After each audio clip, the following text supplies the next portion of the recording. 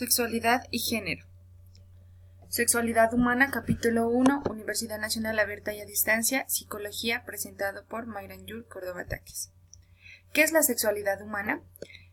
Podemos definir la sexualidad humana como las diferentes maneras en que experimentamos y nos expresamos como seres sexuales. El conocimiento de nosotros mismos como mujeres u hombres es parte de nuestra sexualidad, como lo es la capacidad que tenemos para las experiencias y respuestas eróticas. Nuestra sexualidad es una parte esencial de nosotros mismos, nos comprometemos o no en una relación sexual o en una fantasía sexual, o incluso si perdemos la sensibilidad de nuestros órganos genitales debido a una lesión. El estudio de la sexualidad humana. El estudio de la sexualidad humana es un objetivo común de antropólogos, biólogos, investigadores médicos, sociólogos y psicólogos. Todas estas disciplinas hacen su contribución porque la sexualidad humana refleja las capacidades biológicas, las características psicológicas y las influencias sociales y culturales. Los biólogos nos informan acerca de los mecanismos fisiológicos de la excitación y la respuesta sexual. La ciencia médica nos informa sobre las ETS y las bases biológicas de las disfunciones sexuales. Los psicólogos examinan cómo nuestra conducta sexual y nuestras actitudes son moldeadas por la percepción, el aprendizaje, el pensamiento, la motivación y la emoción y la personalidad. Los sociólogos culturales examinan las relaciones entre la conducta sexual, la religión, la raza y la clase. Sexualidad y valores. Vivimos en una sociedad plural que comprende una amplia gama de actitudes y valores sexuales. Algunas personas poseen una conducta y punto de vista sexual libre, otras son más conservadoras o tradicionales, otras son defensoras de la libre elección en el tema del aborto, algunos apoyan los grupos pro-vida antiabortistas. Algunos aprueban las relaciones sexuales antes del compromiso matrimonial, otros mantienen la línea de que lo realmente necesario es que haya compromiso emocional. Algunos están convencidos de que habría que esperar hasta el matrimonio. La verdad es que la toma de decisiones se involucra profundamente con nuestra experiencia sexual. Aunque el sexo es una función natural, las maneras en que expresamos nuestra sexualidad son una elección personal. Elegimos cómo, dónde y con quién nos relacionamos sexualmente. Nos enfrentamos a un amplio abanico de decisiones sexuales, con quién debo quedar o cuándo debo tener relaciones sexuales. Todos nosotros tenemos un conjunto personal de valores morales. No existe un solo sistema de valores que sirva para todos. De hecho, el mundo de diversidad en el que vivimos es un mosaico de códigos morales, tradiciones culturales y creencias. Los sistemas de valores que proporcionan un marco guía para determinar la aceptabilidad moral de las elecciones sexuales pueden ser diferentes tipos: legalista, ético, hedonista, ascético, utilitario y racionalista. Legalista. El enfoque legalista formula la conducta ética sobre la base de un código de leyes morales, derivado de una fuente externa, como el credo de una religión. La Biblia contiene muchos ejemplos del código moral de las religiones judías y cristianas. Ético. El teólogo episcopaliano Joseph Fletcher argumentó que la decisión ética debería tomarse guiada por el genuino amor hacia los demás, más que por normas morales rígidas. Fletcher defendía que la decisión sexual debería estar basada en el contexto de la situación particular a la que se enfrenta la persona. Por esa razón, su punto de vista se denomina ética situacional. El relativismo ético asume que los valores diferentes son fundamentales para la existencia humana. Los relativistas rechazan la idea de que haya una única moral correcta. Una persona puede pensar que las relaciones sexuales antes del matrimonio son inaceptables bajo cualquier circunstancia, mientras que otra puede sostener que está enamorado y eso lo hace aceptable. Racionalismo. El racionalismo consiste en el uso de la razón para determinar y valorar el curso de una acción. El racionalismo cree que las decisiones deben estar basadas en el intelecto y el razonamiento, más que en las emociones o en la estricta obediencia a una fe particular. La sexualidad humana es un tema complejo. Ninguna teoría simple o punto de vista es capaz de abarcar todos sus matices.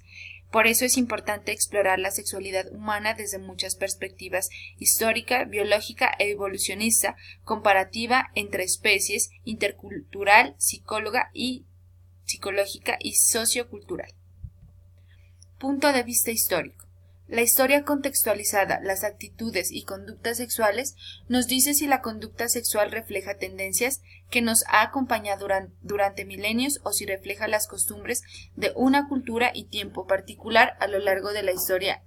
Encontramos diferentes culturas que han tenido puntos de vista diferentes con respecto a la sexualidad. La sexualidad en la prehistoria. De los ídolos femeninos a los objetos fálicos. El arte producido en la Edad de Piedra hace unos 20.000 años sugiere el culto a la habilidad de las mujeres para tener hijos. La Edad de Piedra quizá desconocían la contribución masculina a la reproducción de especie.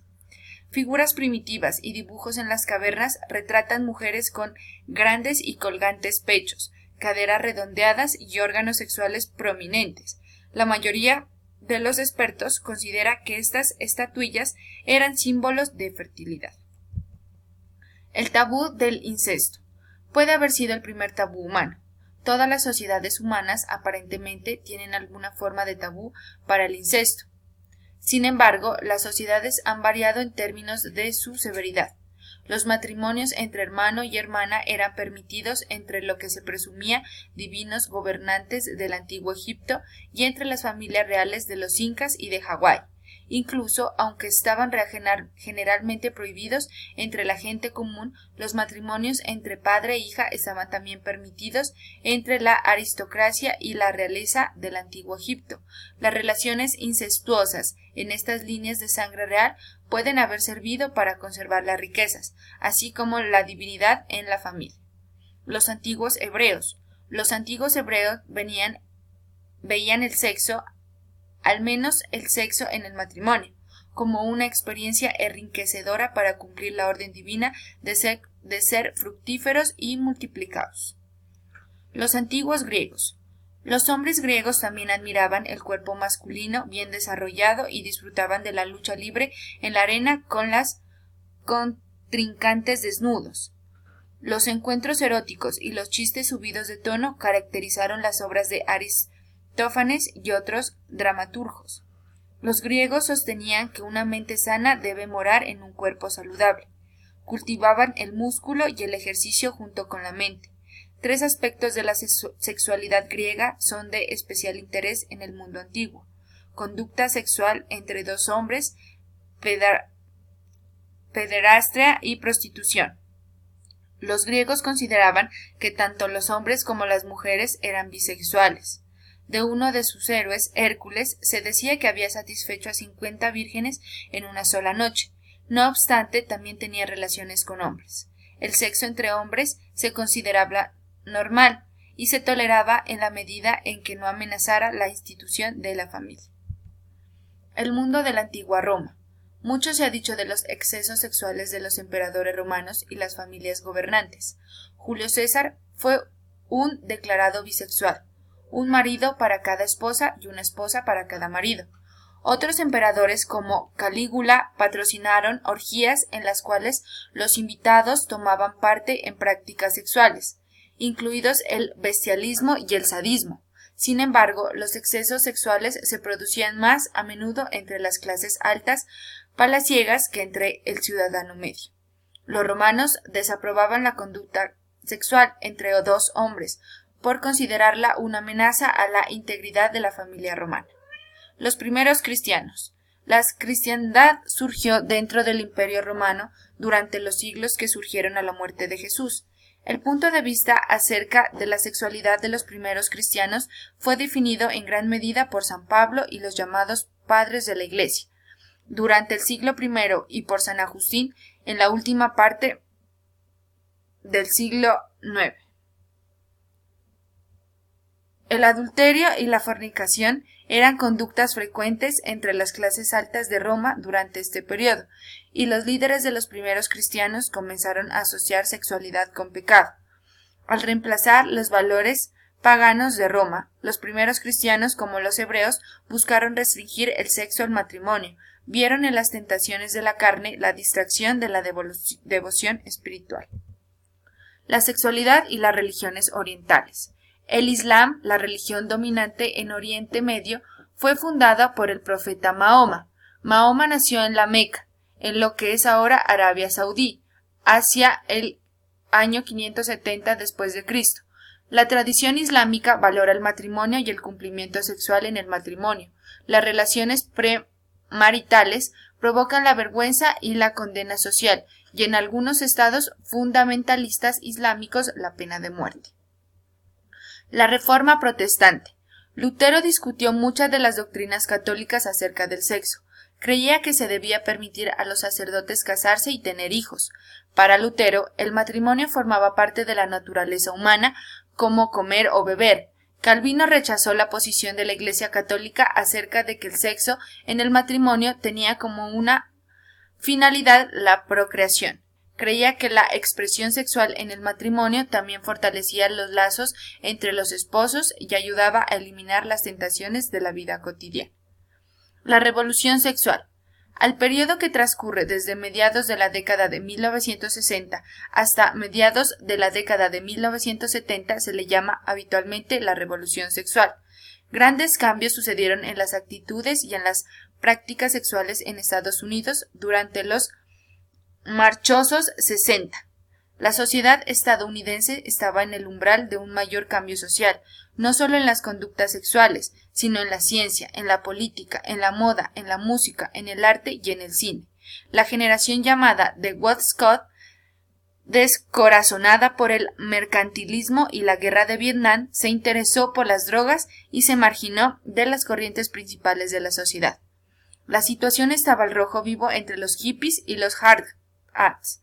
El pelo largo se puso de moda entre los hombres, los pantalones campana y los vaqueros se impusieron también de moda.